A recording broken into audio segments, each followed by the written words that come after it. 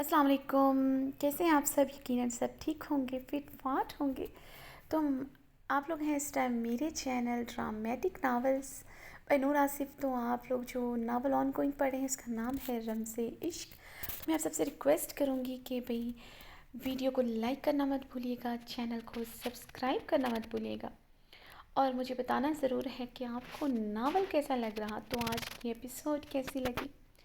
तो बहुत सारे लोग इस नावल को पढ़ते हैं लेकिन सब्सक्राइब करना बहुत भूल जाते हैं। तो प्लीज़ इस चैनल को सब्सक्राइब करें ताकि आपको बार बार यूट्यूब पर आने की ज़हमत ना करनी पड़े। आप लोगों को जल्दी से नोटिफिकेशन मिल जाया करेगा मेरी वीडियो का, आपका टाइम वेस्ट होने से बच जाएगा। और आज की एपिसोड के करने से पहले मैं आप सबको बता दूँ कि नेक्स्ट एपिसोड बहुत मज़े की होने वाली है, बहुत ही अमेजिंग ट्विस्ट आने वाला है कि आप सबको बहुत पसंद आएगा। मुझे तो पूरा यकीन है आप सबको बहुत पसंद आएगा और मैं उम्मीद करूँगी कि आज के एपिसोड में भी लाइक्स बहुत आएंगे और इंशाल्लाह ताला जो नेक्स्ट एपिसोड होगी उसमें भी लाइक्स बहुत आएंगे क्योंकि वो ट्विस्ट आने वाला है हूर एंड अरहाम की कहानी में, जो कि इंटरेस्टिंग भी है, क्यूट भी है, खूबसूरत भी है और आप सबको बहुत पसंद भी आएगा। तो मैं आपको बता दूं इस नावल के 4 कपल्स हैं। फरिश्ते और हैदर की स्टोरी मेरे नज़दीक तो पावरफुल, हाँ मेरे नज़दीक तो हर कपल की स्टोरी पावरफुल होती है बिकॉज़ वो मेरे लिखे हुए हैं। तो फरिश्ते और हैदर के ख़ान के सीन्स थोड़े से होंगे बिकॉज़ उनके बारे में बस लिखना ज़रूरी है क्योंकि फरिश्ते के साथ एक इतनी बड़ी ट्रेजेडी हुई। तो ये पहली दफ़ा है कि नावल में एक यानी कि डिवोर्सी लड़की है आफ्टर 5 ईयर और वो किसी बैचलर लड़के के साथ उसकी शादी हुई है। तो हम अमूमन दिखाते हैं कि जो हीरो होता है वो शादीशुदा हो सकता है, उसके अफेयर हो सकते हैं, लेकिन लड़की के हम ऐसे नहीं दिखाते बिकॉज़ हम खुद इस ऐसी सिचुएशन को कबूल नहीं करते। हमें मज़ा आता है उस तरह के हीरोज़ और नावल्स पढ़कर। तो मेरे नज़दीक इसलिए ये इंटरेस्टिंग है, पावरफुल है बिकॉज़ कि माशरे में अगर किसी की लड़की को डिवोर्स हो जाए, बेवा हो जाए, तो वो भी किसी कंवारे इंसान की मोहब्बत पा लेने की हकदार होती है, उसको इज़्ज़त मिलने का हक होता है। ये नहीं कि भई वो भी उसी तरह सर्वाइव कर सकती हैं जिस तरह दूसरी लड़कियां करती हैं। तो और ऐसा है भी, ऐसी लड़कियों को भी बहुत इज़्ज़त रिस्पेक्ट दी जाती है। ये तो हर इंसान की अपनी सोच और अपनी उसकी तरबियत की बात होती है, उसमें कितना ज़र्फ़ है। ये मेरे नज़दीक फरिश्ते और हैदर खान की स्टोरी काफ़ी पावरफुल है, तो इसलिए मैंने कहा था। लेकिन ज़ाहिर सी बात है इसके कपल्स थोड़े ज़्यादा हैं, 4 हैं, तो बीच में दूसरे लोगों के भी आ जाते हैं। मैं नहीं चाहती कि सबको लेके नावल लंबा हो गया है, लेंथी हो गया है, या मैं अपने व्यूज़ बढ़ाने के लिए ऐसा कर रही हूँ। तो ऐसा बिल्कुल नहीं है क्योंकि मैं ख़ुद चाहती हूँ कभी कोई नावल स्टार्ट करूँ तो बस मैं चाहती हूँ मुकम्मल हो और उसमें अच्छे अच्छे सीन्स दिए जाएँ ताकि उसमें कोई कमी ना लगे। लेकिन मैं ख़ुद चाहती हूँ कि वो नावल जल्द से जल्द कंप्लीट हो बिकॉज़ अगर एक नावल ख़त्म होता है, एक फ़ेज़ ख़त्म होता है तो नया फ़ेज़ शुरू होता है और अल्हम्दुलिल्लाह जब नया फ़ेज़ शुरू होता है तो उसमें उसके साथ ज़्यादा अच्छी चीज़ें आती हैं, ज़्यादा अच्छे रिव्यूज़ मिलते हैं और अच्छे लोग जुड़ जाते हैं और अच्छे प्यारे प्यारे कमेंटर्स जुड़ जाते हैं। क्योंकि ऐसा भी हुआ है पिछले नावल्स में ऐसे कमेंट्स करने वाले थे मेरे बहुत प्यारे प्यारे थे, उन्होंने इस नावल में साथ छोड़ दिया और इतने अच्छे लोगों का साथ मिला, इतने अच्छे लोगों का साथ मिला। अब अच्छे रीडर्स जुड़ गए हैं और कुछ तो ऐसे हैं जो हमेशा साथ देते हैं, उनका मैं क्या कहूँ। तो उन सबको यही कहूँगी कि मैं आप सबसे बहुत प्यार करती हूँ, जो मेरा साथ नहीं छोड़ते, हमेशा मेरी हौसला अफजाई करते हैं। तो भैया आप सब बहुत अच्छे हो, तो हमेशा जुड़े रहें, ऐसी मोहब्बत देते रहें। आप सबका बहुत शुक्रिया जो पुराने रीडर्स हैं, जो हर एपिसोड पे अपना प्यार देना नहीं भूलते, उन सबका बहुत बहुत शुक्रिया। Thank you, thanks a lot. चेहरे और जारहाना तेवलिए दरवाज़ा धार से खोलते कमरे में दाखिल हुआ था। फरिश्ते जो अभी अभी कमरे में आई ही थी बेड से उठती हैदर की जानिब बढ़ी, मगर हैदर खान का सुर्ख व सफ़ेद चेहरा देखकर वो कमरे के वस्त में रुकी थी। वो इस वक्त सफ़ेद कढ़ाई वाले खूबसूरत स्टाइलिश से सूट में मलबूस थी जिस पर रेड कलर का नेट का दुपट्टा ओढ़ रखा था। बालों को सिंपल सी लूज सी चोटी में मलबूस किया हुआ था, बग़ैर मेकअप के, बिना किसी ज़ेबाइश के वो इसके सामने खड़ी थी और सारा दिन ملکجے سے حلیے میں کچن میں کام کرتی رہی تھی۔ حیدر خان کے آنے کا وقت تھا، اسی لیے وہ تیار ہوئی تھی۔ کیا ہوا خان؟ حیدر کے جارحانہ تیور دیکھتے وہ بری طرح گھبرائی۔ مورے کی طبیعت آج سارا دن خراب رہی، تم نے انہیں پوچھا تک نہیں؟ حیدر خان نے فرشتے کو گھورتے سخت لہجے میں پوچھا۔ مجھے نہیں پتا خان، ان کی طبیعت خراب ہے۔ میں تو کچن کا کام کر رہی تھی، اوزگل کی سہیلیوں کی دعوت تھی، میں ان کے لیے کھانا بنا رہی تھی، فرشتے نے بھیگے لہجے میں وضاحت دی۔ حیدر کا خشک کھردرا لہجہ برداشت نہیں ہو رہا تھا۔ اس نے ایک مرتبہ بھی اس کی طرف نہیں دیکھا تھا۔ وہ اس کے پسندیدہ لباس پہنے ہوئی تھی۔ شادی کے بعد ہی آج پہلی مرتبہ تھا وہ اس سے اس طرح سرد لہجے میں باز پرس کر رہا تھا۔ آج مورے سارا دن کمرے سے باہر نہیں نکلی، تم نے ان کا پتہ بھی نہیں کیا؟ تمہیں اتنا تو احساس ہونا چاہیے تھا۔ وہ کمرے سے باہر نہیں آئی تو تم کمرے میں جا کر جھانک لو۔ حیدر خان نے سرد سپاٹ لہجے میں استفسار کیا۔ خان، میں نے اوزگل کے ہاتھ کھانا بھجوایا تھا، اوزگل ان کے ساتھ کمرے میں ہی تھی تو مجھے خیال نہیں آیا۔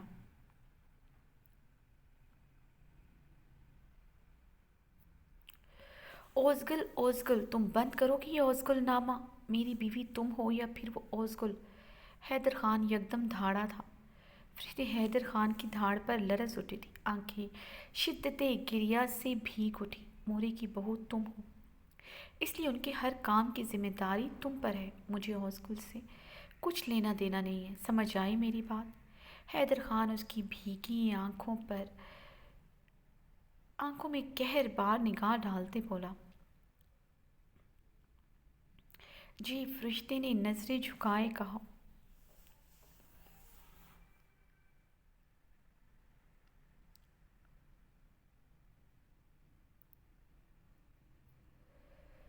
حیدر کچھ پل اسے قہر بار نگاہوں سے گھورتا رہا، پھر دروازہ دھاڑ سے کھولتا باہر نکل گیا تھا۔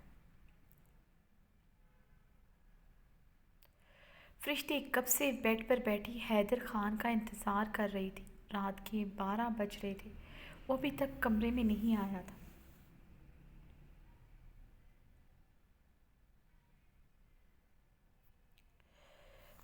فرشتے کی آنکھیں رو رو کر گلابی ہو چکی تھیں، ناک گال سرخ ہو رہے تھے۔ حیدر خان کی ناراضگی اس کی جان پر بڑھ رہی تھی۔ وہ کمرے میں ابھی تک نہیں آیا تھا، اس کا نازک دل سوکھے پتے کی مانند کانپ رہا تھا۔ وہ جانتی تھی وہ اپنی مورے کے کمرے میں بیٹھا ہوا ہے۔ وہ حیدر خان کے کمرے سے جانے کے بعد رقیہ خانم کے کمرے میں گئی تھی۔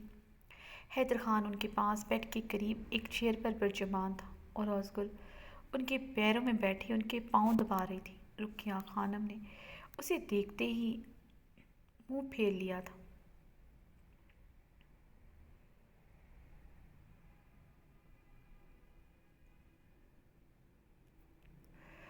اس کے حال چال پوچھنے پر کوئی جواب نہیں دیا تھا۔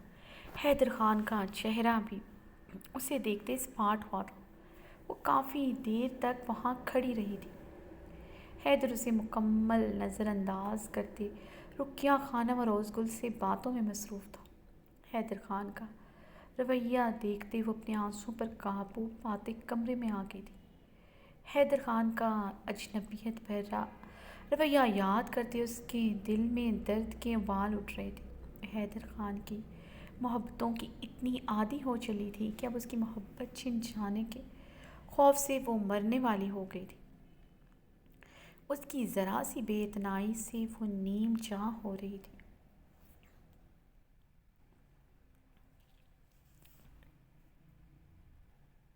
ساری کچن کی ذمہ داری رقیہ خانم نے اس پر ڈال دی تھی۔ برتن تک دھونا اس کی ذمہ داری تھی۔ کچن میں کوئی بھی ملازمہ اس کا ہاتھ نہیں بٹاتی تھی۔ مختلف انواع اقسام کے کھانے بنانا، مردانے میں آئے ہوئے مہمانوں کے چائے کھانے کا انتظام کرنا، سب اس کی ذمہ داری تھی۔ صبح سے رات ہو جاتی تھی اسے کام کرتے ہوئے۔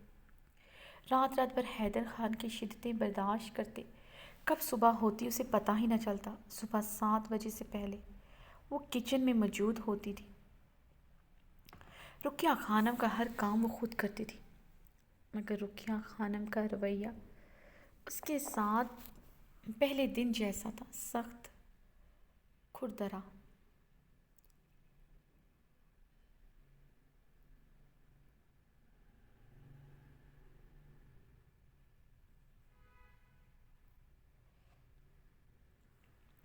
انہوں نے اسے بہت مرتبہ اس کے پانچ ہونے کا طعنہ بھی دیا تھا، اسے اوزگل کے سامنے کھلم کھلا جتایا بھی تھا کہ وہ اپنے ہیرو جیسے بیٹے کے لیے اوزگل لانا چاہتی تھی جو کمواری بھی تھی اور ان کی نسل کو بھی آگے چلاتی۔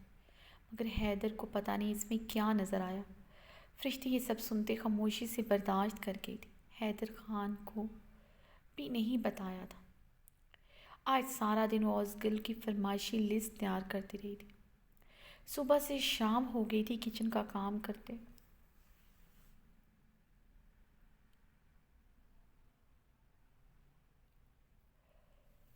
اسے رقیہ خانم کا اس دوران خیال ہی نہیں آیا، وہ ان کے آج شام کی چائے بھی دینا بھول گئی تھی۔ اوزگل نے بھی رقیہ خانم کی طبیعت کے بارے میں نہیں بتایا تھا، ورنہ وہ ضرور پوچھتی۔ فرشتے حیدر خان کے رویے کے بارے میں سوچتے کراؤن کے ساتھ ٹیک لگا گئی۔ کتنے ہی آنسو آنکھوں سے لڑکتے اس کے سرخ عارض پر بہنے لگے تھے۔ وہ پچھلے 5 گھنٹوں سے تیار ہو کر حیدر خان کا انتظار کر رہی تھی۔ نیند اور تھکن سے برا حال تھا، مگر حیدر خان کی ناراضگی کا سوچ کر اسے نیند بھی نہیں آ رہی تھی۔ فرشتے نے اپنے چٹکتے اعصابوں کو پرسکون کرتے گہرے سانس لیتے کراؤن کے ساتھ ٹیک لگائے۔ فرشتے اس وقت ڈارک بلو کلر کی فل گاؤن نائٹی میں ملبوس تھی۔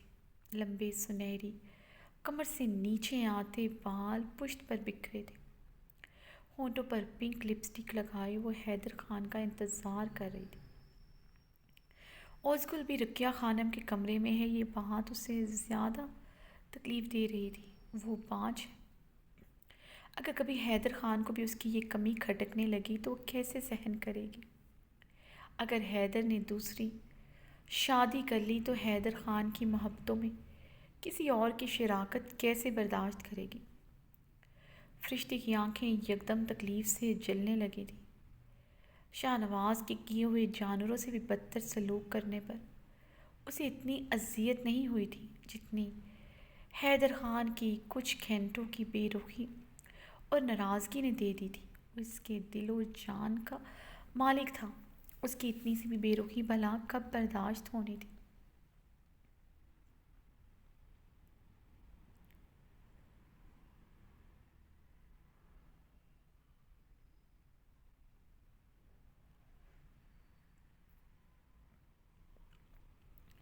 دروازے کی کلک کی آواز پر فرشتے نے جلدی سے اپنے آنسو صاف کیے۔ وہ بیڈ سے اٹھتے حیدر خان کی طرف بڑھی۔ آپ کے لیے آرام دہ کپڑے نکال دوں؟ فرشتے نے حیدر خان کے قریب جا کر کہا، جو ڈریسنگ کے آگے کھڑے ہو کر اپنی رسٹ واچ اتار رہا تھا۔ کوئی ضرورت نہیں ہے، میں خود لے سکتا ہوں، فرشتے پر بنا کوئی نظر ڈالے خشک لہجے میں کہا۔ وہ اپنی شال کندھوں سے اتارتے بیڈ پر اچھالنے ہی لگا تھا، جسے فرشتے نے اس سے نرمی سے تھام کر اس کی تہہ لگائی۔ حیدر خان نے چٹتی سی نظر اس پر ڈالی تھی۔ اس کی سرخ عارض اور متورم آنکھیں دیکھتے وہ بے چین ہوا تھا۔ اس کی متورم آنکھوں کو دیکھتے اندازہ ہوا تھا وہ کافی دیر تک روتی رہی ہے۔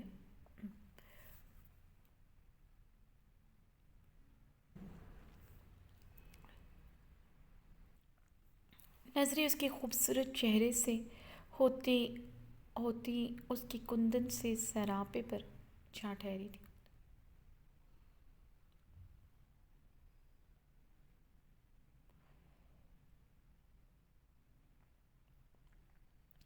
یہ پہلی مرتبہ تھا وہ نائٹ گاؤن پہنے ہوئی تھی، ورنہ وہ رات کو ڈریس پہن کر سوتی تھی۔ اس کی ناراضگی پر اس نے اتنی تیاری کر رکھی تھی۔ حیدر خان کی گہری نگاہیں اس کی پشت پر بکھرے لمبے سنہری سلکی بالوں پر تھی۔ اس کی چادر الماری میں رکھتے اس کے سلیپرز نکال رہی تھی۔ فرشتے نے الماری سے حیدر خان کے سلیپرز نکال کر اس کے پیروں میں رکھے۔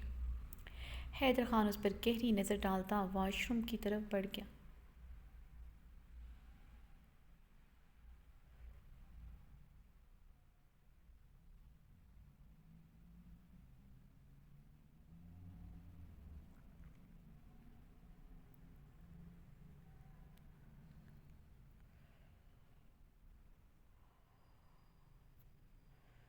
حیدر خان ٹراؤزر اور ٹی شرٹ میں ملبوس باہر آیا تو فرشتے بیڈ پر بچھی چادر ٹھیک کر رہی تھی۔ حیدر خان کو بکھرا کمرہ اور بیڈ پر ایک سلوٹ پسند نہیں تھی۔ وہ اس بات کا پورا خیال رکھتی تھی کمرے میں کوئی چیز ادھر سے ادھر نہیں ہوتی تھی۔ حیدر خان بیڈ کی طرف بڑھتے بیڈ کراؤن کے ساتھ ٹیک لگائے، تکیہ کمر کے پیچھے سیٹ کرتے نیم دراز ہوا تھا، سامنے لگی LED کو ریموٹ سے آن کیا۔ اس دوران فرشتے کو مکمل اگنور کر رکھا تھا۔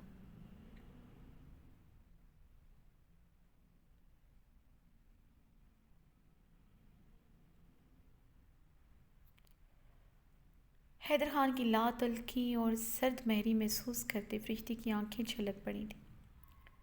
کمرے میں آتے ہی حیدر خان کی بےتابیاں عروج پر ہوتی تھیں۔ آج وہ اسے یکسر نظر انداز کیے ہوئے تھا۔ فرشتے نے آگے بڑھتے حیدر خان کی ٹانگوں پر اچھی طرح کمبل دیا۔ وہ ویسے ہی ٹی وی پر نظریں گاڑے ہوئے تھا۔ خان آپ تھک گئے ہیں تو آپ کی ٹانگیں دبا دوں؟ فرشتے نے حیدر خان کو دیکھتے بھیگے لہجے میں کہا۔ بہت کوشش کے باوجود بھی اس کا لہجہ بھیگ اٹھا تھا۔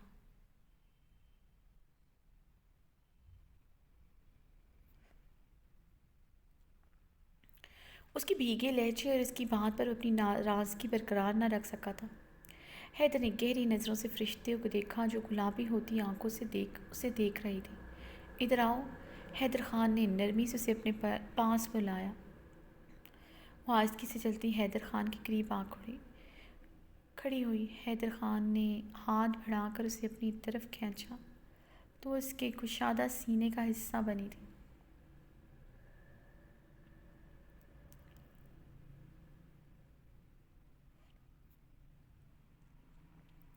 حیدر خان نے نرمی سے اپنے سینے میں بھیجتے اپنے اور اس کے اوپر کمبل دیا۔ وہ حیدر خان کے سینے میں منہ چھپائے شدت سے رو دی تھی۔ خانم مت رو ایسے۔ حیدر خان اس کے اس طرح رونے پر پریشان ہوا تھا۔ فرشتے کے اس طرح رونے پر حیدر خان کو اپنے سخت لہجے کا احساس ہوا تھا جو اس نے آج اس کے ساتھ اختیار کیا تھا۔ اس کے سینے سے لپٹی کانچ سے بھی زیادہ نازک دل رکھنے والی لڑکی اس سلوک کی مستحق نہ تھی۔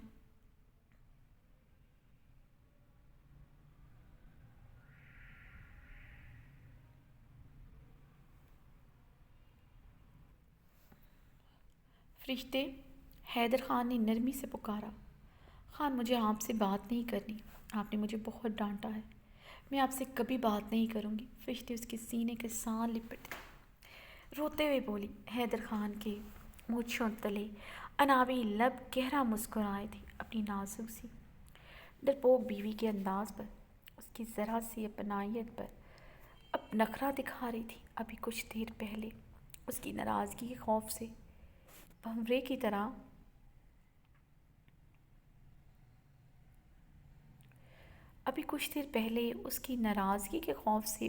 طرح اس کے ارد گرد منڈلا رہی تھی اور اب اس سے کبھی بات نہ کرنے کی دھمکی دے رہی تھی۔ اگر مجھ سے کبھی بات نہیں کرنی تو میرے آگے پیچھے کیوں پھر رہی تھی؟ اب میرے سینے کے ساتھ کیوں لپٹی ہو؟ اور یہ تیاری کس لیے کی ہے؟ حیدر خان نے رخ پلٹتے اسے نرمی سے بیڈ پر لٹاتے، اس کی سنہری سلکی بالوں میں انگلیاں پھیرتے اس کی ٹھوری پر بنے سیاہ گھنگور تل پر اپنے لب رکھے تھے جس میں اس کی جان بستی تھی۔ رات رات بھر فرشتے کو یہاں ہی تو سب سے زیادہ حیدر خان کی شدت برداشت کرنی پڑتی تھی۔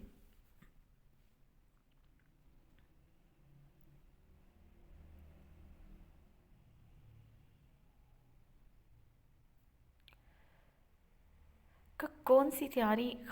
حیدر خان کی معنی خیز نظروں اس کی زمانی مسکراہٹ کا مطلب سمجھتے ہوئے شرم سے سرخ پڑتے اس کے سینے میں منہ چھپا گئی۔ حیدر خان نے نرمی سے خود سے الگ کیا۔ خانم مجھے تو پتہ ہی نہیں تھا میری فرشتے میری زندگی مجھ سے اتنی محبت کرتی ہے۔ میرے ذرا سی ناراضگی پر اس نے آج میری لائی ہوئی نائٹی پہن لی، ورنہ جب سے ہماری شادی ہوئی ہے تم نے کبھی اس طرح نائٹی پہن کر میرا انتظار نہیں کیا۔ حیدر خان کی بات پر وہ خفت سے سرخ پڑی۔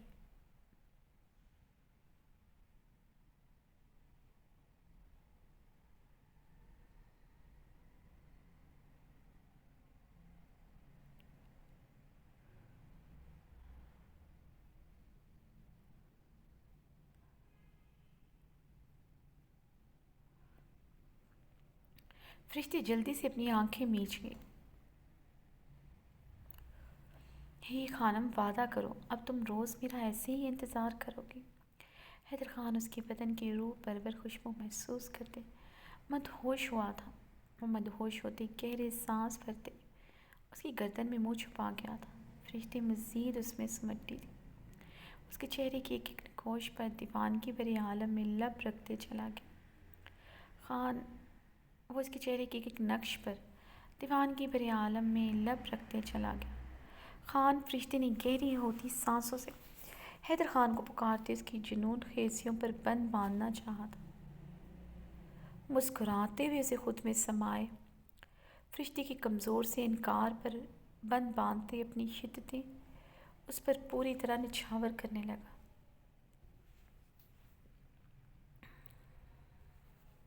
بہارے نے اچٹتی سی نظر شہرام پر ڈالی جو جینس پر بلیک شرٹ پہنے ہوئے تھا، جس پر بلیک کیجول کوٹ تھا۔ سفید رنگت میں سرخیاں سی کھلی تھی۔ وہ سر سپاٹ تاثرات لیے ڈرائیونگ کر رہا تھا۔ رات کے بعد دونوں کے درمیان کوئی بھی بات چیت نہیں ہوئی تھی۔ شہرام نے صبح ناشتہ تک نہیں کیا تھا۔ اس وقت گاڑی میں گمبھیر خاموشی چھائی تھی۔ ہاسٹل سے کافی دور شہرام نے گاڑی روکی۔ بہارے گاڑی سے اتر کر جیسے ہی آگے بڑھی،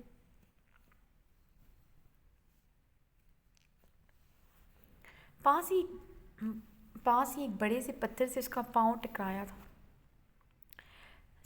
وہ کراتے ہوئے جھکی تھی۔ پاؤں کے انگوٹھے کا ناخن بری طرح ٹوٹ گیا تھا۔ درد سے بہارے کی آنکھوں سے آنسو رواں ہوئے تھے۔ شہرام یہ دیکھتا جلدی سے گاڑی سے نکلا۔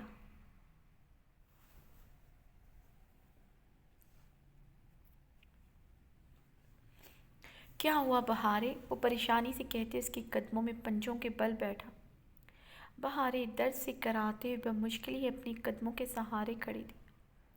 شہرام نے اس کے پاؤں کو ہاتھ لگایا تو وہ زاروں کے تار رونا شروع ہو گئی تھی۔ شہرام، رہنے دو، میں خود دیکھ لوں گی، مجھے درد ہو رہا ہے، وہ روتے ہوئے بمشکل بولی۔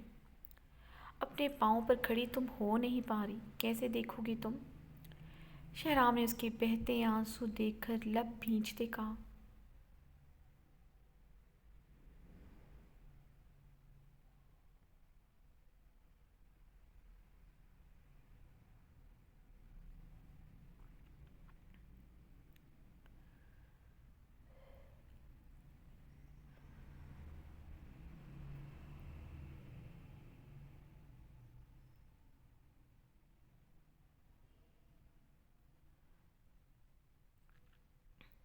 شہرام نے اپنی پاکٹ سے ٹیشو نکال کر اس کے انگوٹھے پر رکھا جہاں سے خون نکل رہا تھا۔ انگوٹھے کا ناخن ٹوٹ گیا تھا۔ بہارے کی اب سسکیاں جاری ہوئی تھی۔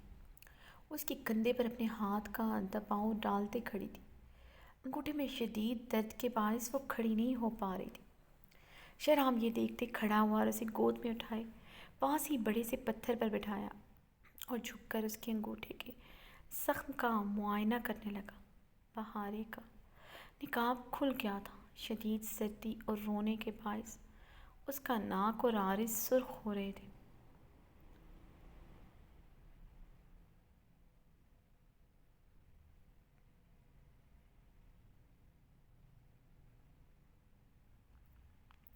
جسے دیکھتے شہرام نے ہاتھ بڑھا کر نرمی سے اس کی عارض سے بہتے آنسو صاف کیے۔ چوٹ اتنی نہیں لگی جتنا تم رو رہی ہو۔ ایک ڈاکٹر تو بہت بہادر ہوتی ہے بہارے۔ شہرام اس کے بچوں کی طرح رونے پر مسکرایا تھا۔ ڈاکٹر کیا انسان نہیں ہوتے؟ تمہیں چوٹ لگتی تو پھر میں پوچھتی کہ کتنا درد ہو رہا ہے۔ بہارے نے روتے ہوئے تنک کر جواب دیا، جو درد تم مجھے دیتی ہو وہ درد بہت شدید ہوتا ہے بہارے، ناقابل برداشت۔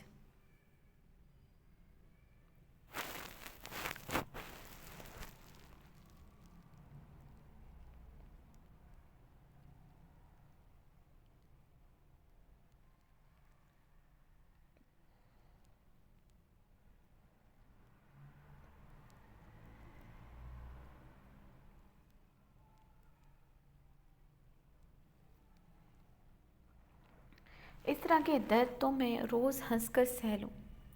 وہ بہارے کے خوبصورت چہرے کو دیکھتے سادگی سے بولا، میں نے تمہیں کبھی کوئی درد نہیں دیا۔ میرے ساتھ تمہاری خواہش تھی، میرا ساتھ تمہاری خواہش تھی، میری نہیں۔ بہارے کے بے رحم جواب پر وہ سنجیدگی سے کچھ پل اسے دیکھتا رہا، پھر سے اسے درد دے چکی تھی۔ اس پر ستم یہ تھا، اسے احساس ہی نہیں تھا۔ بہارے اس کی سنجیدہ نگاہوں سے نظریں چراتے ساتھ ہی بہتے دریا کو دیکھنے لگی۔ وہ ہاسپٹل سے تھوڑا دور تھے۔ بہارے کی ہی خواہش پر اسے ہاسپٹل سے دور ڈراپ کرتا تھا، جہاں سے وہ دونوں اجنبیوں کی طرح پیدل ہاسپٹل کی طرف بڑھتے۔ گاڑی بھی شہرام کو دور کھڑی کرنی پڑتی تھی۔ آنا چاہتا تو بہارے کو یہاں ڈراپ کر کے خود گاڑی ہاسپٹل کی پارکنگ ایریا میں کھڑی کر سکتا تھا، مگر اسے یہ گوارا نہ تھا۔ اس کی بہارے پیدل جاتی اور وہ گاڑی پر جاتا۔ شہرام نے اپنی پینٹ کی پاکٹ سے رومال نکالتے اس کے انگوٹھے پر باندھا۔ ابھی یہ رومال باندھ رہا ہوں، اندر جا کر ڈاکٹر انیسے یا ڈاکٹر ماہم سے ڈریسنگ کروا لینا اور پین کلر بھی لے لینا، درد ختم ہو جائے گا۔ اور آج کے دن تم ریسٹ کر لینا، ہاسپٹل اسٹاف روم میں یا پھر میرے آفس میں ریسٹ کر لینا۔ شہرام کھڑا ہوتا ہوا سنجیدگی سے بولا، میں اسٹاف روم میں کچھ دیر ریسٹ کر لوں گی۔ بہارے نے بھی جواباً سنجیدگی سے کہا، بہارے اس سے کیا فرق پڑے گا اگر ہم ہاسپٹل میں سب کو یہ بتا دیتے ہیں ہم ہسبینڈ اینڈ وائف ہیں؟ مجھے بالکل اچھا نہیں لگتا یوں ہاسپٹل میں اجنبیوں کی طرح رہیں۔ شہرام نے بہارے کو دیکھتے کہا، جو پتھر پر بیٹھی اپنے زخمی پاؤں کو دیکھ رہی تھی۔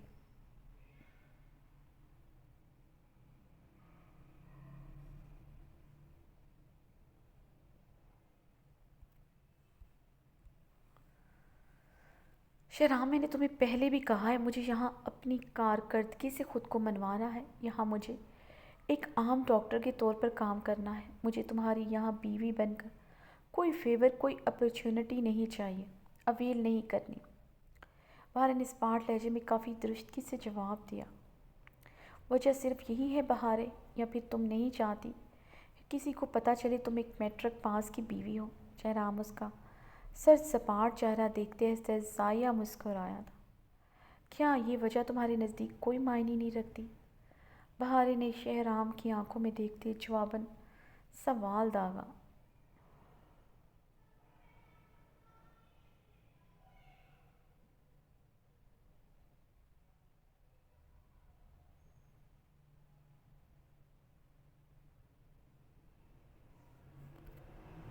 ٹھیک کہہ رہی ہو، یہ وجہ واقعی میں بہت بڑی ہے۔ میں ہی بے وقوف ہوں جو اب تک سمجھ نہیں پایا۔ شہرام تنزیہ کہتے خفیف سا مسکرایا تھا۔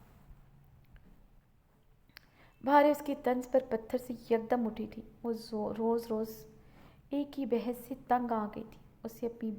وہ اسے اپنی بیوی بنانا چاہتا تھا۔ وہ بن تو گئی تھی اس کی بیوی، اب وہ اس سے آخر اور کیا چاہتا تھا؟ بہارے نے پتھر سے اترتے اپنے پاؤں پر دباؤ ڈالا۔ وہ درد سے کراہتے واپس پتھر پر برجمان ہوئی۔ انگوٹھے میں ابھی شدید درد تھا، جس کے باعث پاؤں پر دباؤ ڈالنا بہت مشکل ہو رہا تھا۔ وہ واپس پتھر پر بیٹھ کر رونا شروع ہو چکی تھی۔ شہرام نے اسے روتے دیکھ کر نرمی سے اس کا ہاتھ تھاما۔ تم جاؤ، میں آ جاؤں گی۔ شہرام کا بڑا ہوا ہاتھ بہارے نے جھٹکا۔ یہاں سے ہاسپٹل تک جانا تمہارے لیے مشکل ہوگا، اونچے نیچے راستے ہیں، تم نہیں چل پاؤ گے۔ میں تمہیں گاڑی میں آگے تک چھوڑ دیتا ہوں، ہمیں کوئی نہیں دیکھے گا۔ کوئی دیکھے گا بھی تو تم کہہ دینا کہ تمہیں چوٹ لگی تھی، اس لیے میں نے تمہیں لفٹ دی۔ شہرام نے اس کی حالت دیکھتے لب بھینچے سنجیدگی سے اسے مشورہ دیا، نہیں میں چلی جاؤں گی، تم میری فکر نہ کرو۔ بہارے نے ضدی انداز میں کہتے اپنے آنسو اپنی ہتھیلیوں سے صاف کیے۔ شہرام کچھ پل اسے سنجیدگی سے دیکھتا رہا۔ وہ ابھی تک پتھر پر بیٹھی آنسو بہا رہی تھی۔ شہرام نے آگے بڑھتے اسے اپنی باہوں میں بھرتے یکدم گود میں اٹھایا تھا۔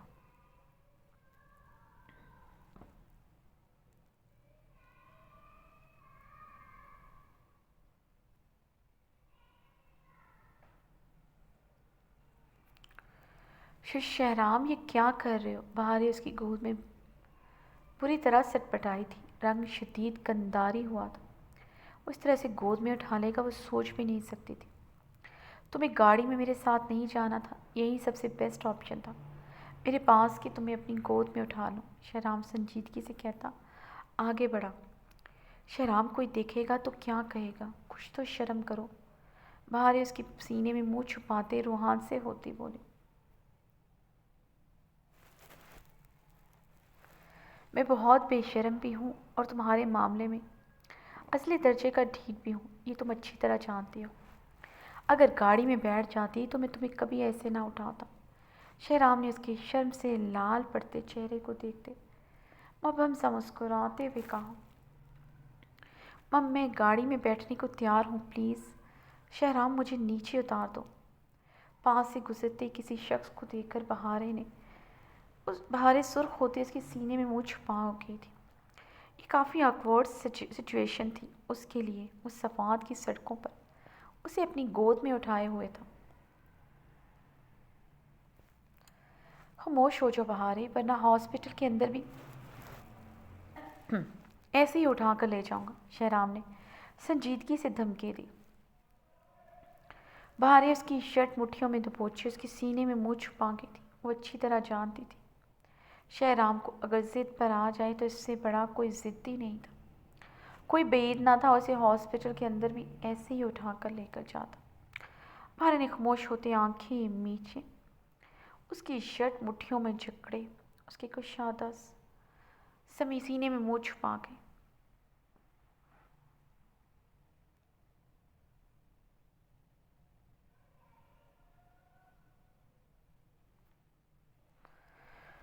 بیس پچیس منٹ سے شہرام اسے گود میں اٹھائے چل رہا تھا، اس کے سینے میں منہ چھپائے ہوئے اب پریشان ہوئی تھی۔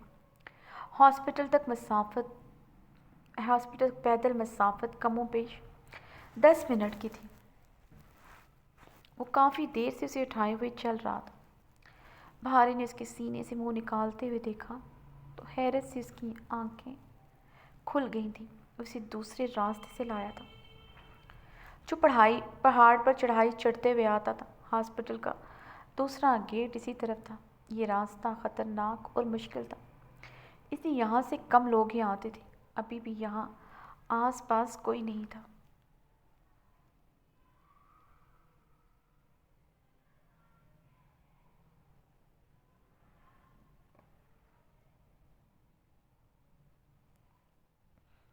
بہارے نے شہرام کو دیکھا جو اتنی دور اسے گود میں اٹھائے ہوئے آیا تھا۔ اس کی سفید رنگت اتنی خطرناک اور اوپر نیچے راستے پر چلتے سرخ ہو رہی تھی، سانس بھی اب پھولنا شروع ہو گئی تھی۔ آسان نہیں تھا اسے گود میں اٹھا کر ایسے راستوں پر چلنا۔ بہارے ایک ٹک اسے دیکھی جا رہی تھی۔ کیا ہوا ہے، کیا دیکھ رہی ہو؟ شہرام نے پھولتی سانسوں کے درمیان پوچھا تھا۔ ان راستوں پر چلنا شہرام کے لیے تو دائیں ہاتھ کا کھیل تھا، مگر بہارے کو گود میں اٹھائے چلنا اس کے لیے کافی مشکل تھا۔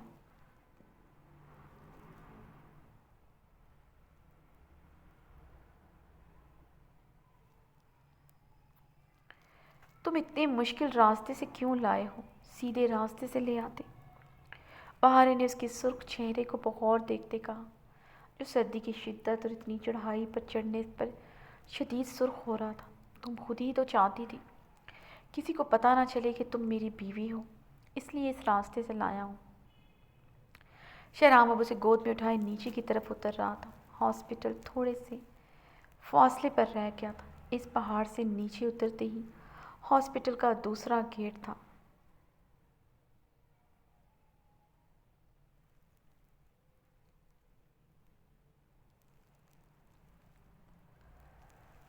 نیچے اترتے ہوئے شہرام کسی پتھر سے ٹکرایا تھا، ذرا سا لڑکھڑایا تو بہارے چیخ اٹھی۔ اگر وہ دونوں گرتے تو یقیناً لڑکتے ہوئے نیچے جاتے، شدید قسم کی چوٹیں آ سکتی تھی۔ ڈر کیوں رہی ہو بہارے، میں تمہیں کبھی کچھ نہیں ہونے دوں گا۔ شہرام سنبھلتے ہوئے اسے پہلے سے بھی زیادہ مضبوط ہاتھوں میں تھام گیا تھا۔ بہارے فک رنگت کے ساتھ مضبوطی سے اس کی گردن میں باہیں حمائل کر گئی۔ ہاسپٹل آنے پر شہرام نے احتیاط سے اسے گود سے نیچے اتارا۔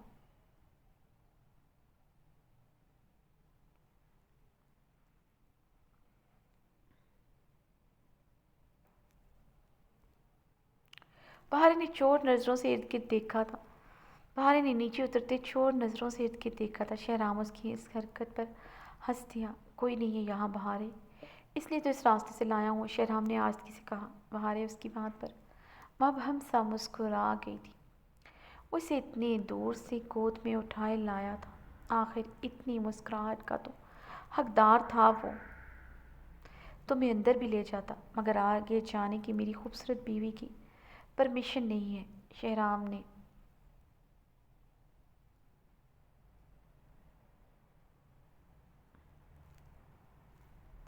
شہرام نے بہارے کے سرخ چہرے کو دیکھتے کہا، جو نظریں جھکائے اپنی چادر ٹھیک کری تھی۔ آج تمہیں وارڈز میں جا کر پیشنٹس کو چیک کرنے کی ضرورت نہیں ہے، میں تمہارے لیے کمرے کا انتظام کرواتا ہوں، تم وہیں پر پیشنٹس کو چیک کر لینا اور پین کلر ضرور لے لینا۔ شہرام نے بہارے کے عارض کو نرمی سے چھوا۔ بہارے نے اس بات میں سر ہلایا تھا۔ ناشتہ کیا تھا تم نے؟ شہرام کے سوال پر بہارے نے شرمندگی سے اس بات میں سر ہلایا۔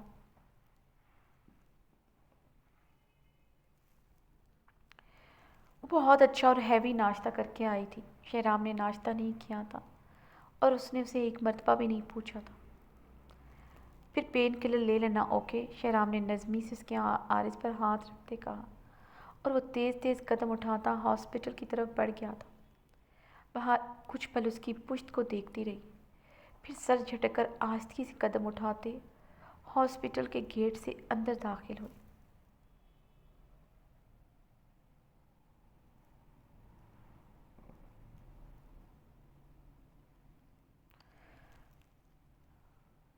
عبیر کافی کا کپ ہاتھ میں پکڑے اسٹڈی روم میں داخل ہوئی تھی۔ اسفندیار خان جو اسٹڈی روم میں موجود صوفے پر لیپ ٹاپ لیے بیٹھا تھا، عبیر کو اندر داخل ہوتے دیکھ کر ذرا سی نظر اٹھا کر اس کی طرف دیکھا تھا، مگر نظریں اس پر سے پلٹنا بھول چکی تھی۔ اس کی نیلی آنکھیں اپنی خوبصورت بیوی کے چہرے پر جم کر رہ گئی تھی۔ وہ یلو کلر کے پیروں تک آتے کامدار فراک میں ملبوس تھی۔ یلو کلر کا نیٹ کا دوپٹہ سر پر اوڑھ رکھا تھا، سنہرے سلکی بال کھلے چھوڑ رکھے تھے،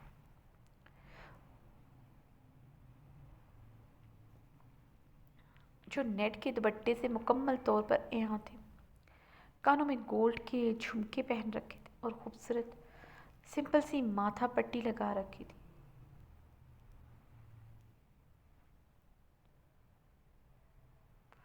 گلے میں چوکر پہن رکھا تھا۔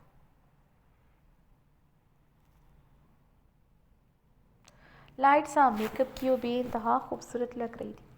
اسفندیار خان کی گہری نظریں اس کی ہیزل گرے آنکھوں پر جمی تھیں، جن میں کاجل کی باریک تہ لگی تھی۔ عبیر نے اسفندیار خان کو ایک نظر دیکھتے کافی کا کپ اس کے سامنے ٹیبل پر رکھا۔ عبیر کے دیکھنے پر اسفند نے سٹ پٹاتے ہوئے اپنی نگاہوں کا زاویہ بدلا تھا۔ وہ مکمل طور پر لیپ ٹاپ کی طرف متوجہ ہوا، جو کہ اس کے لیے انتہائی مشکل ہوا تھا۔ اب وہ پچھتا رہا تھا۔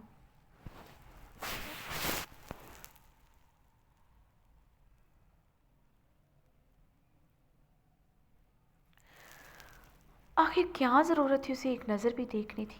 اسے لیپ ٹاپ کی سکرین پر کچھ پلوں کے لیے نظر آنا بند ہو گیا تھا۔ اتنی مکمل خوبصورتی دیکھ لینے کے بعد آنکھوں کو کچھ اور دیکھنا کہاں گوارا تھا۔ عبیر کپ ٹیبل پر رکھتے دروازے کی جانب بڑھی۔ اسفندیار خان اپنی مٹھیاں دبوچ کر رہ گیا۔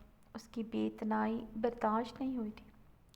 وہ اتنا تیار کیوں ہے؟ وہ بے چین ہوا۔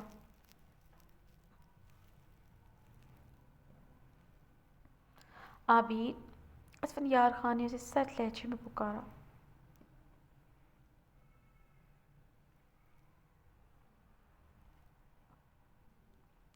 جی؟ عبیر نے مڑ کر اسفندیار کی طرف دیکھا۔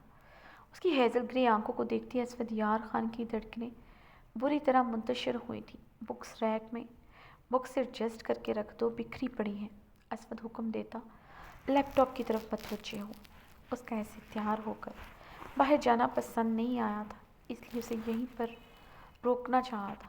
عبیر اسفندیار خان کی بات پر दरवाजे पर ठहर गई थी।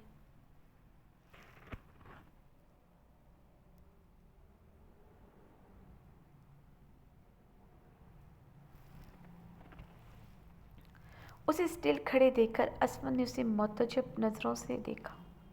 क्या हुआ, वहाँ क्यों खड़ी हो? जो कहा है वो करो, असमन ने उसे घूरते हुए कहा। वो उसे बज़ाहिर तो सर्द निगाहों और लातल्की से देख रहा था, मगर उसकी निगाहों में काफ़ी गहराई और इस्तेहकाक था। कुछ ही पलों में अपनी बीवी का ऊपर से नीचे तक अच्छी तरह मुआयना कर चुका था।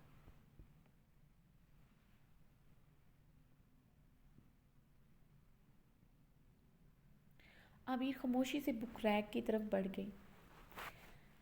असमन लैपटॉप से नज़रें हटाकर आबिर का तफसील से मुआयना कर रहा था, जो बुक रैक में बुक्स ठीक कर रही थी। असमन उसकी कमर पर बिखरे सुनहरी बालों को देखकर लब भींच गया था। यकीनन इसे काफ़ी देने के लिए तो इतना तैयार होकर नहीं आई थी। उसे वक्फे वक्फे से कॉफ़ी चाहिए होती थी, जो आबिर उसके बिना कही उसके लिए कॉफ़ी ले आती थी। आज वो दोपहर से स्टडी रूम में बंद था। आबिर उसके लिए कॉफ़ी, पानी और खाना तक स्टडी रूम में लाई थी।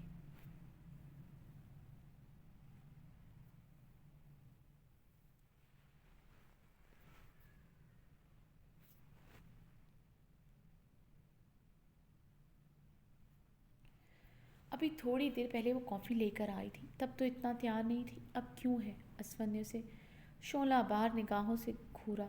आबिर बुक रैक में बुक्स ठीक करते खामोशी से दरवाजे की तरफ बढ़ी। असफर को उसकी खामोशी बुरी तरह छुपी थी। जिस दिन से उसे थप्पड़ मारा था वो खामोश हो गई थी। उसकी दूसरी शादी की धमकी देने पर उसका हर काम पहले से भी ज़्यादा दिलजमी से करने लगी थी, मगर बात अभी तक नहीं कर रही थी।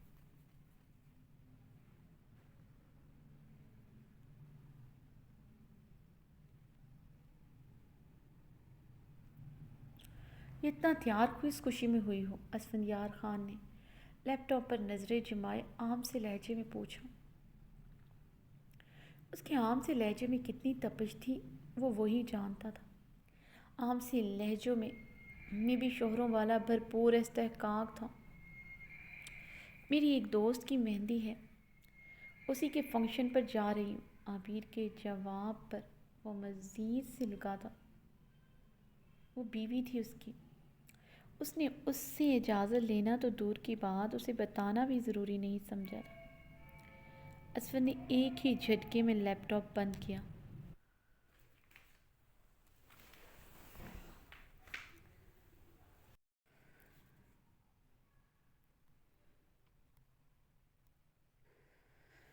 किससे पूछ कर जा रही हो तुम? असफर ने उसे शोला बार निगाहों से घूरा। मैंने ज़रान भाई से पूछा था, उन्होंने मुझे इजाज़त दे दी थी। अभी मुझे शहराम लाला या ज़रान लाला छोड़ आएंगे। मुझे लगता है शादी के बाद लड़की अपने शौहर से इजाज़त लेती है, अपने भाइयों से नहीं। आबिर के जवाब पर असफर ने भड़कते हुए कहा। आप मसरूफ़ थे, इसलिए आपसे पूछना मुझे याद नहीं रहा। आबिर ने उसके भड़कने पर गहरा सांस भरते आहिस्तगी से कहा। सारा दिन तुम स्टडी रूम में कितनी बार आई हो? असफर ने उसके कुंदन से सरापे पर कहर बार निगाह डालते हुए पूछा। काफ़ी मरतबा आई हूँ, आबिर ने इस बार भी आहिस्तगी से कहा। कितनी बार? असफंदियार खान ने सोफे से टेक लगाए उसे कश्मगी निगाहों से घूरते इस्तफसार किया। हैज़ल ग्रे आंखों में काजल की बारीक सी तह असफंदियार खान से बर्दाश्त नहीं हो रही थी। सारे फसाद की जड़ की गहरी आंखें ही तो थी। तकरीबन 10-12 बार तो आई हूँ मैं। आबिर असफंदियार खान को एक नज़र देखते बोली। यानी पिछले 4 घंटों में तुम 10 से 12 मरतबा इस कमरे में आई हो। मुझसे पूछना तुम्हें एक बार भी याद नहीं रहा? असफर ने चुपते लहजे में सवाल किया।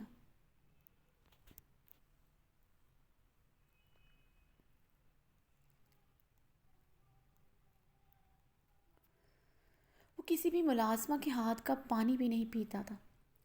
اسے ہر کام عابیر کے ہاتھوں کا چاہیے ہوتا تھا۔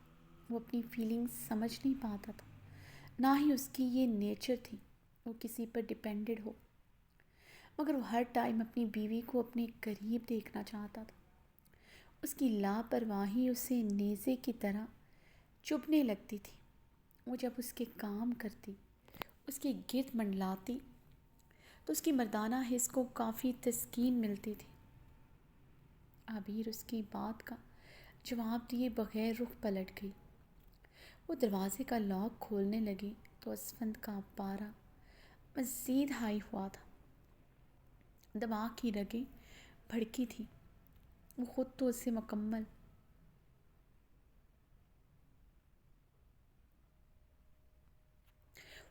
مکمل نظر انداز کرتے اس کے بھائی کے کیے کی سزا دینا چاہتا تھا، مگر اس سے توقع رکھتا تھا اسے بالکل شوہروں والی عزت دے، اسے اس کی بھرپور توجہ چاہیے ہوتی تھی۔ عابیر کی اگنورنس پر اسفندیار خان کی دماغ کی بھڑکتی رگیں مزید بھڑکیں۔ اسفند اپنی آئی برو انگوٹھے سے مسلتے خود پر قابو پا گیا تھا۔ سامنے کھڑی لڑکی کو کیسے سزا دینی ہے وہ جانتا تھا۔ یہ کافی ٹھنڈی ہو گئی ہے، مجھے گرم کر کے لا دو، اسفند نے عابیر کی پشت کو دیکھتے سر لہجے میں کہا۔ اسفند نے لیپ ٹاپ آن کرتے ساتھ ہی کسی کو ویڈیو کال ملائی تھی۔ اسفند، مجھے دیر ہو رہی ہے، میں یہ گرم کر کے درخشا کے ہاتھ بھجوا دیتی ہوں، عابیر نے گرم گرم بھاپ اڑاتے مگ کو دیکھتے ضبط سے کہا۔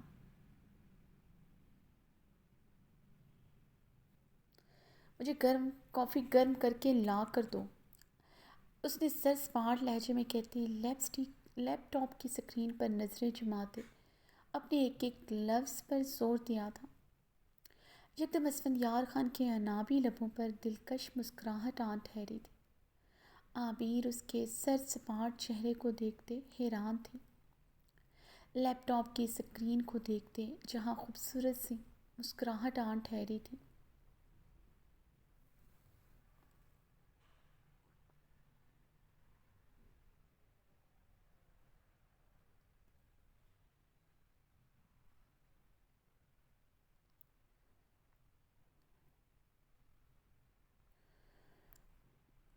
ہیلو اینا، کیسی ہو تم؟ اسفند لیپ ٹاپ کی سکرین میں دیکھتے اب گہرا مسکرایا تھا۔ عابیر کپ اٹھانے کے لیے جھکی تھی۔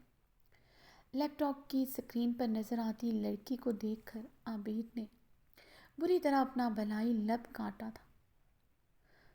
سکرین پر نظر آتی لڑکی کا لباس ناکافی تھا۔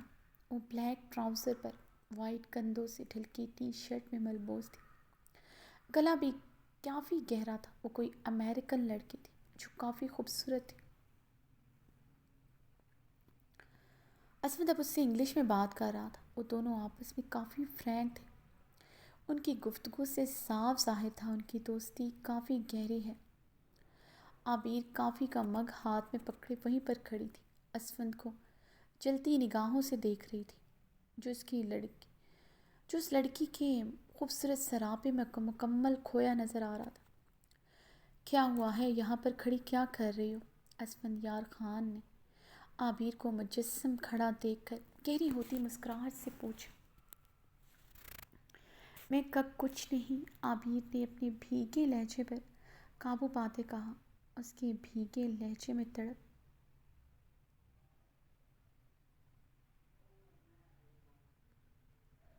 مقابل اچھی طرح محسوس کر چکا تھا۔ اس کی بے اتنائی اور بے نیازی کا بدلہ وہ پوری شد و مد سے لے چکا تھا۔ عابیر کی آنکھوں کی سرخی دیکھتے اب اسفند کے لبوں پر چھائی مسکراہٹ مزید گہری ہوئی تھی۔ کافی لے کر آؤ، اسفند نے اس کے خوبصورت چہرے کو دیکھتے ایک ایک لفظ چبایا تھا۔ عابیر اپنے ہاتھوں کی لرزش پر قابو پاتے دروازے کی جانب بڑھی۔ وہ ستم گر کے سامنے اپنی فیلنگز عیاں ہونے نہیں دینا چاہتی تھی۔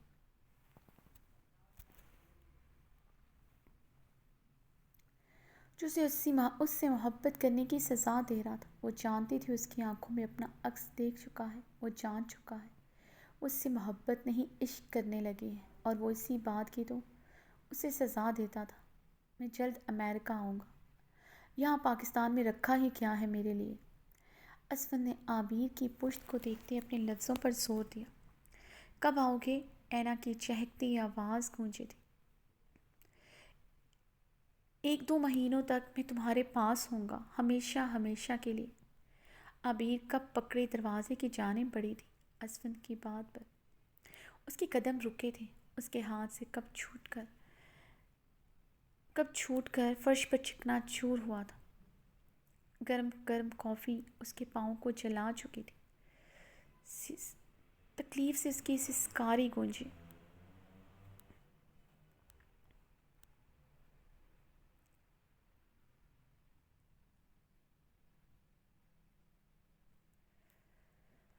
جسے اسفند سنتا شفاق بنا اگنور کر گیا تھا۔ وہ یوں ہی اینا سے باتیں کرتا رہا، مگر اس کی تمام تر حساسیت کمرے میں موجود نفوس کی طرف تھی۔ اس کی سسکاری پر اس نے بے چینی سے پہلو بدلا تھا، مگر وہ سرد سپاٹ چہرے کے ساتھ شفاق بنا رہا۔ عابیر نے اپنے پاؤں کو دیکھتے اپنا جوتا اتارا تھا، پاؤں پر سرخ آبلہ پڑ چکا تھا۔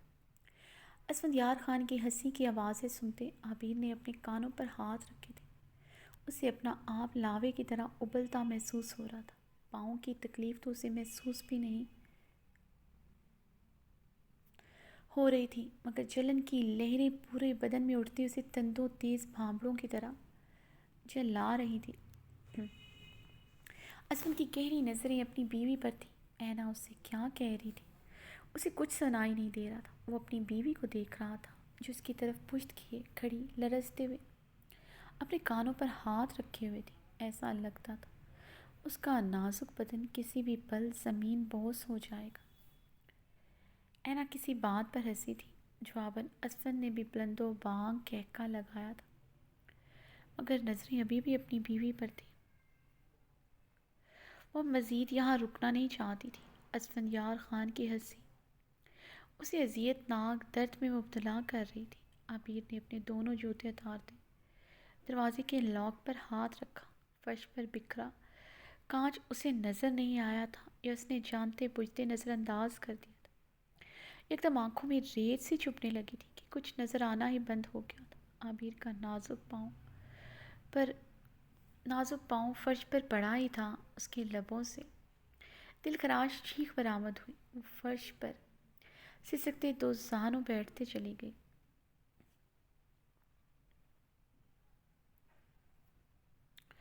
اسفندیار خان مزید صفاقی کا مظاہرہ نہ کر پایا تھا۔ اس لڑکی کی تکلیف اسے بھی تکلیف پہنچا رہی تھی۔ اسفند لیپ ٹاپ بند کرتے جلدی سے اس کی جانب بڑھا۔ وہ بری طرح زمین پر بیٹھے سسک رہی تھی۔ ہیزل کرے آنکھیں شدت گریہ سے گلابی ہو رہی تھی۔ ہیزل کرے آنکھوں کے گوشوں پر نمی ابھرتی اس کی عارض کو بھگو رہی تھی۔ اسفند نے پنجوں کے بل بیٹھتے عابیر کا پاؤں ہاتھ میں پکڑا، جہاں کانچ کا ٹکڑا کافی اندر تک چلا گیا تھا۔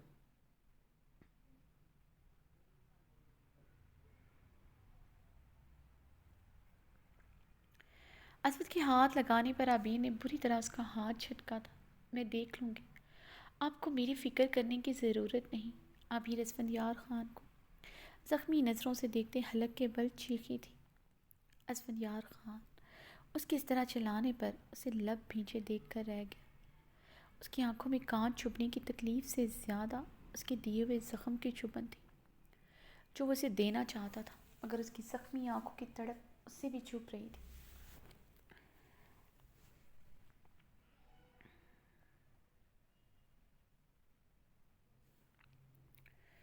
مجھے دیکھنے دو، کانچ اندر تک چلا گیا ہے، زیادہ دیر اندر رہا تو انفیکشن ہو جائے گا۔ اسفندیار خان نے ہاتھ بڑھاتے اس کی عارض پر بہتے آنسو صاف کیے۔ ہیزل گرے بھی آنکھیں بھیگتے ہوئے اور خوبصورت ہو گئی تھی، خوبصورت نقوش رونے سے اور نکھر گئے تھے۔ اسفند کی گرم نگاہیں مزید گہری ہوئی تھیں۔ مجھے آپ کی ہمدردی نہیں چاہیے۔ عابیر نے اپنی عارض کو چھوتا اسفندیار خان کا ہاتھ بری طرح جھٹک دیا۔ اس کے ہاتھ جھٹکنے پر اسفندیار خان بری طرح بھڑکا تھا۔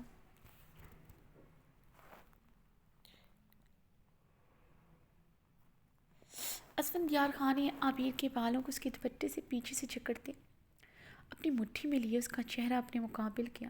وہ بہت بے دردی سے اس کے بالوں کو جکڑے اس کا چہرہ اپنے قریب کیا ہوا تھا۔ اسفندیار خان کی گرم سانسوں کی آمد و رفت سے عبیر کو اپنی سانسیں رکتی محسوس ہوئی تھی۔ عبیر نے سسکتے ہوئے اسفندیار خان کی نیلی آنکھوں میں اپنی نیلی آنکھیں گاڑی۔ دونوں ایک دوسرے کو شعلہ بار نگاہوں سے گھور رہے تھے۔ اسفند کے مضبوط ہاتھوں کی گرفت اس کے بالوں پر مزید مضبوط ہوئی تھی۔ ہیزل گرے آنکھوں کا ایسے دیکھنا اسے ہمیشہ کی طرح تاؤ دلا چکا تھا۔ اگر اس کا بس چلتا تو اس لڑکی کی آنکھیں نوچ لیتا جو اس کی جان کا عذار تھی۔ اسفند کی آنکھوں کی سرخی نے شدت اختیار کی۔ خبردار عبیر، مجھے یوں جھٹکا، بیوی ہو بیوی بن کر ہو۔ اس کی گہری آنکھوں میں آنکھیں گاڑتا برفیلے لہجے میں مخاطب ہوا۔ اس کا چہرہ مزید اپنے قریب کیا تھا۔ مقابل کا جھٹکنا اسے آگ لگا چکا تھا۔ شروعات اس لڑکی نے ہی کی تھی جو اتنا تیار ہو کر اسے بنا بتائے جا رہی تھی۔ بیوی کب سمجھا آپ نے مجھے؟ عبیر اس کی آنکھوں میں دیکھتے زخمی سا بولی۔ اسفندیار کی گرم سانسیں اس کی گلابی لبوں پر بکھر رہی تھی۔ بیوی ہی سمجھتا ہوں، جو اپنے بھائی کے قاتل کی بہن کو ابھی تک برداشت کر رہا ہوں، ورنہ میرے نزدیک میرے بھائی کے قاتل کی بہن کی سزا بہت دردناک تھی۔ اس کی آنکھوں میں دیکھتے کر آیا۔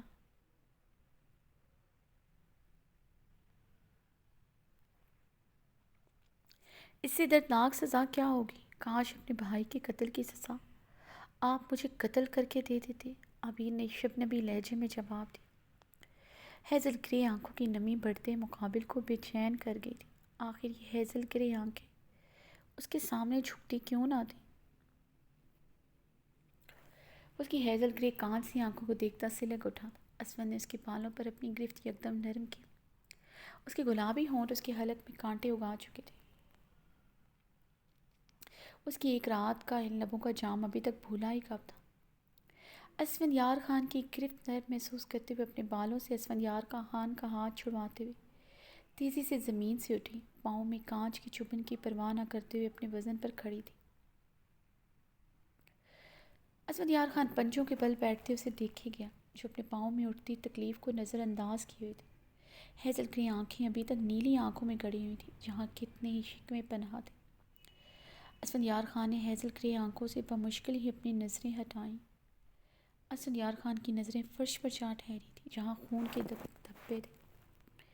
بے وقوف دیوانی لڑکی پاؤں میں پیوست کانٹے کو نظر انداز کیے ہوئے کھڑی تھی۔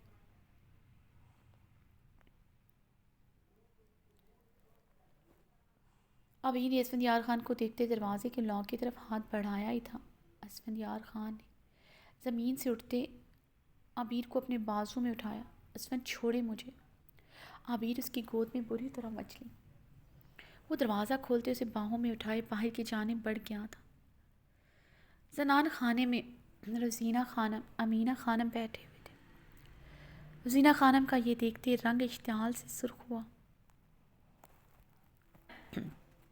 امینہ خانم اپنی نظریں چرا گئی تھی۔ لاؤنج میں موجود ملازمائیں حیرت سے منہ کھولے کھڑی تھیں۔ انہوں نے آج تک کسی کو اتنی بے باکی کا مظاہرہ کرتے نہ دیکھا تھا۔ اسفندیار خان اتنا بے باک تھا، یہ انہیں آج اندازہ ہوا تھا۔ اسفند سب کو نظر انداز کرتا سیڑھیوں کی جانب بڑھا۔ سیڑھیوں سے اترتے زران کو دیکھتے عبیر سرخ ہوتے اسفندیار خان کے سینے میں شرم و خفت سے منہ چھپا گئی تھی۔ زران کی نگاہیں عبیر کے پاؤں سے بہتے خون پر تھی۔ وہ یہ دیکھتا تڑپ اٹھا تھا، مگر وہ اس کی طرف بڑھا نہیں تھا۔